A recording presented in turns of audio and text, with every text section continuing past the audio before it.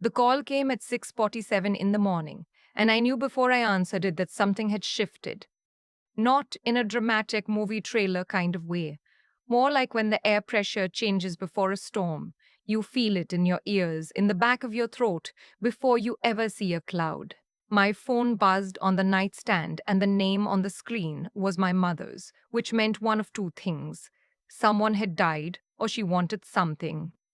Nobody had died. Your father and I have been talking, she said before I even had a chance to say hello. No good morning, no how are you. Just that sentence delivered with the particular tone she reserved for announcing decisions that had already been made. We've come to a conclusion about the situation with the house. The house. My grandmother's house, specifically, the one she'd lived in for 43 years on the east side of Columbus. The one with the wraparound porch and the garden she'd kept going until the last possible season of her life. Gran had passed in March and it was now June, and my family had spent those 3 months arguing over every square foot of that property like the walls themselves were made of gold. What conclusion? I asked. We're selling it, all of us agreed. Except you weren't at the meeting, so I'm just letting you know. I sat up in bed. There was a meeting. Sunday, at your aunt's place. Mom, I wasn't invited to Sunday. You've been so busy with your little project, she said, and the way she said little project made my stomach tighten. That was what she called my architecture firm, my little project. I'd been running it for 3 years. We had 6 full-time employees and a client list that included 2 municipal contracts and a boutique hotel renovation that had just been featured in a regional design publication. But in my mother's vocabulary, it was still my little project, something I'd grow out of eventually, like an unusual haircut. So you made a decision about Gran's estate without me, I said. A decision I'm legally part of. You're one of 4 grandchildren, Winifred. I hated when she used my full name. I'd gone by Freddie since I was 4 years old, and she knew that, and she used Winifred specifically when she wanted me to feel small. I know how many grandchildren there are, I said. That's exactly my point. She sighed. The kind of sigh that meant she considered this conversation a charitable act she was performing for my benefit. Your cousin Raleigh has already found a buyer, a very serious buyer. The offer is generous. Your father and I think you should consider it. I think I should have been at that meeting. Freddie. And just like that, I was Freddie again, which was somehow worse because it meant she was about to say something she wanted me to receive warmly. We all know you have sentimental feelings about the house. We do too. But sentiment doesn't pay property taxes. Your cousin made a very compelling case. My cousin Raleigh had never once helped Gran with her groceries. He'd shown up at Christmas when it was convenient and spent most of those visits talking about his investment portfolio to anyone who would listen. He was 34 years old and had been described by every woman who'd ever dated him as a lot. I knew exactly what kind of compelling case he'd made. I'll need to see the offer in writing, I said. There was a pause. Of course, your father will send it over. She hung up before I could say anything else. I sat there for a moment with the phone in my hand, looking at the ceiling. My apartment was on the 4th floor of a building I'd helped redesign. Not out of vanity, just circumstance. The developer had been one of my first clients, and the rent was reasonable. The morning light came through the east window at this hour and made the whole room look warmer than it was. Gran would have liked it, I thought. She had an eye for light. She used to reposition the furniture twice a year, following the sun. I missed her in a way that still surprised me sometimes. Not a sharper pain, more like a bruise in an inconvenient place. You forget it's there until something presses against it. The offer came through that afternoon. My father had forwarded it with zero commentary, which was its own kind of commentary.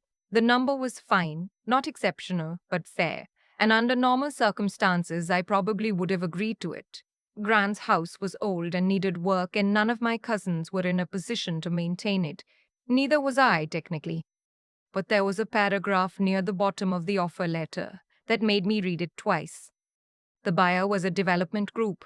They were proposing to demolish the existing structure and build a 12-unit condominium complex. I put down my coffee. Gran's house wasn't just her house. It was the oldest surviving residential structure on that block. It had been built in 1923 by her own grandfather, a man named August who'd come to Ohio with $30 and an apprenticeship in carpentry and had spent the better part of a decade building something solid from nothing. The house had good bones, real plaster walls, original hardwood floors under the carpet my grandparents had put down in the 70s. From a preservation standpoint, it was exactly the kind of property my firm existed to protect. And my family was about to let a developer knock it down so Raleigh could cash out before summer. I didn't call anyone. I didn't draft a long emotional email about August and the plaster walls and what Gran would have wanted. I'd made that mistake before. The mistake of leading with feeling when my family was already in transaction mode. They'd dismissed it as sentiment, and they'd be right, because sentiment alone wasn't a counter argument. You needed something else. I needed to know if there was another option. I spent that evening running numbers I hadn't run before. I'd been vague in my own head about what the house would cost to actually restore, deliberately vague, because I'd known if I looked directly at it, I'd feel obligated to try. But now I looked. I pulled comps from the neighborhood, researched the Ohio Historic Preservation Tax Credit, looked into what a property like that could generate as a long-term rental or a mixed-use space. I called a structural engineer I'd worked with before, a woman named Gus who had an uncanny ability to assess a building's bones over the phone if you described it right. Sounds like it's probably in better shape than you think, she said, after I'd walked her through what I remembered. Those houses from the 20s, if nobody's done anything catastrophic to them, they tend to hold. What's the roof situation? I honestly don't know. Get someone in there before you make any decisions. That's where the money hides. I called my father the next morning. Not my mother, my father, because he was occasionally capable of having a conversation without it becoming a referendum on every choice I'd made since college. I want to see the house before we agree to anything, I said. He was quiet for a moment. We've already told Raleigh. I understand. I'm not asking to stop the process. I'm asking for 2 weeks and access to the property. Another pause. What are you going to do with 2 weeks? I'm going to find out if there's a better auction. Freddie. He said it the way people say the name of someone they're genuinely fond of but find exhausting. Raleigh's buyer isn't going to wait forever. Then ask them to wait 2 weeks. If I can't come up with something real, I'll sign whatever you put in front of me. He agreed eventually. I think he was curious, and I think part of him was relieved to have a reason to slow things down. My father was not an impulsive man. The speed of this whole process had probably bothered him too, even if he hadn't said so. I drove to Columbus the following Saturday.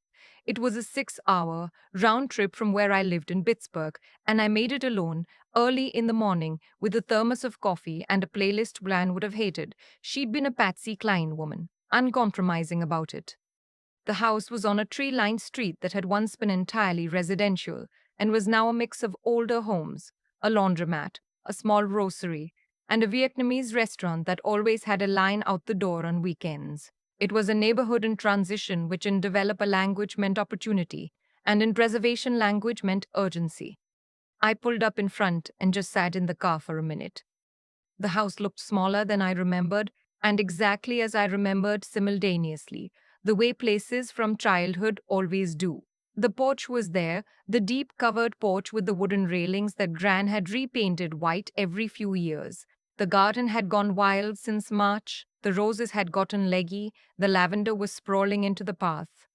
But it was still visibly a garden someone had loved. There were irises just finishing their bloom. Gran had planted those irises in 1987. She told me that once. I got out and went up to the door. The key was where it always was, on a hook just inside the garage door, because Gran had not been a person who worried much about security. If someone wants to come in badly enough, she used to say, a lock is just a delay. Inside, the house smelled like her still. Faintly, under the closed-up staleness, lavender and something baked good adjacent, even though nothing had been baked there in months. I stood in the front hallway with my hand on the wooden banister and just breathed for a second. Then I got to work. I spent 4 hours going through that house with the systematic attention I gave to every property I assessed professionally. I took photographs, I measured. I opened every closet and looked at every ceiling and got down on my hands and knees to check the floors under the edge of the carpet in the back bedroom where the light was good. The floors were extraordinary. Not just solid, genuinely beautiful tight-grained oak that would refinish to something stunning. The roof was the question. I couldn't evaluate it myself, but the attic showed no signs of active leaking, and the exterior from the ground looked better than I'd expected. Old but not compromised. I scheduled Gus to come out the following week. What I found that afternoon wasn't a disaster. It was a project, a significant, expensive, demanding project, but it wasn't structurally unsound and it wasn't unfixable. More importantly, I found something in Gran's top dresser drawer, in a small envelope with my name written on it in her handwriting, that I hadn't expected to find at all. I sat down on the edge of her bed and opened it. Inside was a letter, 2 pages in Gran's careful script, and a smaller envelope that turned out to contain a key I didn't recognize, and a handwritten account number for a bank I'd never heard of. The letter explained both. Gran had, over the course of 20 years, set aside money specifically for the house. Not a large amount by any dramatic standard. She hadn't been a wealthy woman, but enough. Enough that with the historic preservation tax credit and a small business loan, the renovation I'd been sketching out in my head all week was no longer theoretical. She'd written that she'd hoped one of us would want to keep it going. That she'd thought I might. She'd never told me. She'd just prepared and waited and trusted that if the moment came, I'd know what to do with it. I sat there for a long time. The irises were visible through the bedroom window, still holding on. Then I made some phone calls. The family meeting happened 2 weeks later at my aunt's house, which was large and aggressively decorated in a way that seemed designed to communicate success. Raleigh was there with his confident posture and his loosened collar. My parents sat together on the couch, which was how they always positioned themselves for family events, side by side, a unit. My aunt kept offering everyone coffee from a machine that made a great deal of noise for very mediocre results. I came with a folder. I'd spent those 2 weeks doing what I did for a living. I had Gus's structural assessment, which had come back better than expected, the roof needing replacement, but everything else fundamentally sound. I had a full renovation cost estimate. I had the preservation tax credit documentation and a letter from an Ohio historic preservation officer confirming the property's eligibility. I had a business plan for converting the lower level to a short-term rental and maintaining the upper level as a family residence with projected income figures over 5 years. I had a letter from a commercial lender indicating preliminary approval for a loan at favorable terms. And I had Gran's letter. I'd made copies. I let Raleigh go first. He recapped the offer from the development group, which had held steady, and made the same case he presumably made at the meeting I hadn't been invited to: clean transaction. Everyone walks away with a check, no mess. It's the rational choice, he said, looking around the room with the ease of someone who expected agreement. I opened my folder. I walked them through everything, one document at a time. I didn't editorialize. I didn't talk about what Gran would have wanted or what August had built. I talked about money and timelines and preservation credits and rental income projections. I spoke to them in the language they'd always insisted on using with me, the one where feelings didn't count and numbers did. Halfway through, I saw my father lean forward slightly. My mother was harder to read. She had a particular expression she got when she was recalibrating, a slight stillness around the eyes. And I saw it cross her face somewhere around the page where I laid out the 5-year income projection. Raleigh tried twice to redirect things. The first time, I acknowledged his point and continued. The second time, my aunt, who had not, up to this point, said very much at all, said, "Let her finish, Raleigh." It was not a warm intervention. She had the same tone she used with the coffee machine. When I finished, the room was quiet for a moment. "You've clearly put a lot of work into this," my mother said finally. It was the most neutral sentence in the English language. delivered with no warmth and no hostility, which meant she was genuinely thinking. Gran put money aside for it, I said. I didn't know until 2 weeks ago. She left me a letter. I slid the copies across the coffee table. My father picked his up. He read it the way he read everything important, slowly, with his reading glasses slightly down his nose. When he finished, he set it down and didn't say anything for a long moment. Then he took off his glasses and rubbed the bridge of his nose. She never told me, he said, quietly. Not to anyone in particular. She didn't tell me either. I said, not until now. Raleigh made one more attempt. Look, this is all very impressive, but a renovation project of this scale is a significant risk. Everything's a risk, my aunt said, still in that tone. She picked up a copy of Gran's letter and read it, and whatever expression had been on her face when she started reading wasn't there when she finished. She set it down carefully. I'd like to hear more about the rental projections, she said. To me, not to Raleigh. The meeting went on for another hour. There were questions, some of them skeptical, some of them genuinely curious. Raleigh shifted in his chair and eventually stopped talking and started looking at his phone. My mother asked 4 specific questions about the renovation timeline that told me she'd moved from resistance to evaluation. My father asked about Gran's bank account and how the access would work, which was a practical question that presupposed we were moving forward. By the end, no one had signed anything, but the development offer was no longer the only thing on the table. It took another 3 weeks for the formal agreement to come together. My aunt and father both came on board as partial partners. Their share of Gran's estate converted to equity in the project, with my firm taking over management and renovation oversight. My mother signed without ceremony, which for her was practically enthusiasm. Raleigh took a cash buyout of his share and departed with the same confident posture, apparently unaware that he'd lost something. We broke ground on the renovation in September. Gus came up from Columbus to oversee the structural work and spent the first week making sounds of professional appreciation at the bones of the house. You don't see this anymore, she kept saying. Look at this framing. Look at this. My site manager, a quietly meticulous man who I'd worked with for 2 years, said on his third day that he'd never worked on a house that felt this alive. I didn't tell him about August or the irises or the letter, I just said it had good bones. The historic preservation officer came in October and walked through every room with the particular reverence that people in her field develop for structures that have survived against the odds. She confirmed full eligibility for the tax credit. She also said unprompted that she'd been watching the neighborhood for years and that she was glad this one hadn't been torn down. The renovation took 7 months. I drove the 6 hours from Pittsburgh more times than I could count. I learned where the best coffee was on the route. I learned which gas station bathrooms were acceptable and which were to be avoided. I got very familiar with a particular stretch of highway in eastern Ohio that was terrible in rain and beautiful in early morning light. The house reopened in April. Not with fanfare, I wasn't interested in fanfare, but with a quiet gathering of the people who'd been part of it. Gus came. My site manager came. The historic preservation officer came and brought her colleague. My father came, and my aunt, and my mother, who walked through every room very slowly and said almost nothing, which was how she processed things that moved her. The lower level was ready to list as a short-term rental. The garden had come back to life. I'd hired a local gardener who specialized in period-appropriate plantings to help coax it back, and the irises had come in strong that spring, better than I'd expected.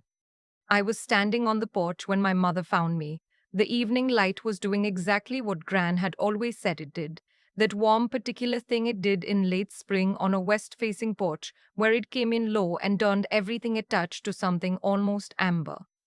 She knew, my mother said. She was looking at the garden. She had a feeling, I said. I think she hoped. My mother was quiet for a moment. Then, without looking at me, she said, I should have invited you to the meeting in June. It wasn't an apology exactly. It was the closest she got. I'd learned a long time ago to receive what was offered rather than wait for what I wished for. You would have had one eventually, I said. She almost smiled. Not quite, but the shape of it was there. Your grandmother always said you were the one who paid attention. She told me the irises went in 1987. 1986, my mother said. September, right after her sister came to visit. She always got gardening projects in her head when her sister visited.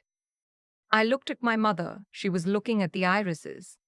There are things about people that only time reveals. Not dramatic things, not things you would put in a headline. Just the small accretions of knowledge that come from staying in someone's orbit long enough to see them in different lights. My mother had built her walls for reasons I didn't fully understand and probably never would. But she'd shown up today and she'd walked through every room and she knew about the irises. The first rental booking came through 2 weeks after we listed. A family from Michigan, two parents and three kids, coming down for a week in June to visit relatives in Columbus. They left a 5-star review and said it was the most interesting place they'd ever stayed, that the house had character, that it felt like somewhere someone had genuinely lived and loved. I read that review standing in my Pittsburgh apartment, looking out the east window at the morning light coming in the way it always did at that hour. Gran would have liked that. She had an eye for what lasted. I thought about August, building something solid from $30 and an apprenticeship, not because he knew anyone would notice 100 years later, but because that was how you built things when you intended them to stand. Some houses are just structures. Some of them are arguments, quiet, patient arguments about what's worth keeping, made entirely in wood and plaster and original hardwood floors, addressed to anyone willing to pay attention long enough to hear them. Gran had been making that argument her whole life. She just needed someone to finish the sentence. I keep thinking about the moment I sat on Gran's bed with that envelope in my hands. The house was quiet in the way that only old houses get quiet. Not empty, just settled, like it had been waiting. And maybe it had. Maybe she had too. What happened with my family wasn't unusual when I'm honest about it. Money makes people move fast, and fast movement tends to flatten whatever's inconvenient. I was inconvenient. My attachment to the house was inconvenient. The meeting happened on a Sunday I wasn't invited to, and the decision was nearly made before I had a chance to say a word. That's how it goes sometimes. Not out of cruelty exactly, more out of the quiet assumption that certain people won't push back or won't have anything concrete enough to push back with. What I've come to understand is that the outcome wasn't luck, it was sequence. Gran spent 20 years setting money aside because she understood something I was only beginning to learn, that care, when it's real, expresses itself in preparation. Not in speeches or declarations, but in the quiet accumulation of action over time. She didn't tell me about the account, because telling wasn't the point. Doing was the point. And when the moment came, everything she'd done was still there, still solid, still waiting to be used. I think about Raleigh walking out of that meeting with his buyout check and his confident posture, and I don't feel any particular satisfaction about it. What I feel is something more like clarity. He made the trade that made sense to him. I made the one that made sense to me. The difference is that mine required me to know what I was actually capable of, and then go prove it. Not to him, not to my mother, but to myself, first, in the form of a real document with real numbers that I had to research and build and stand behind in a room full of people who were skeptical. That's the thing I want to say, if there's something to say. Caring about something isn't enough. Raleigh would have said he cared about the fair resolution of his grandmother's estate. My mother would have said she was being practical, which is its own kind of care. What separated me from that conversation wasn't feeling. Everybody had feelings. What separated me was that I'd spent 2 weeks turning mine into something that could survive scrutiny. I was 31 years old and running a firm I'd built from nothing, and I still walked into that meeting nervous. Still felt the old familiar tightening in my chest when Raleigh started talking. Old habits of smallness don't dissolve just because you've outgrown the circumstances that created them. But you can choose, in the moment, not to let them lead. You can be nervous and prepared simultaneously. You can love something and also make the rational case for it. Those things don't cancel each other out. Gran knew that. She'd lived it. She built her garden knowing it would outlast her, planned her finances around a house she'd never see restored, trusted someone she'd never directly told any of this to. That kind of faith in another person isn't passive.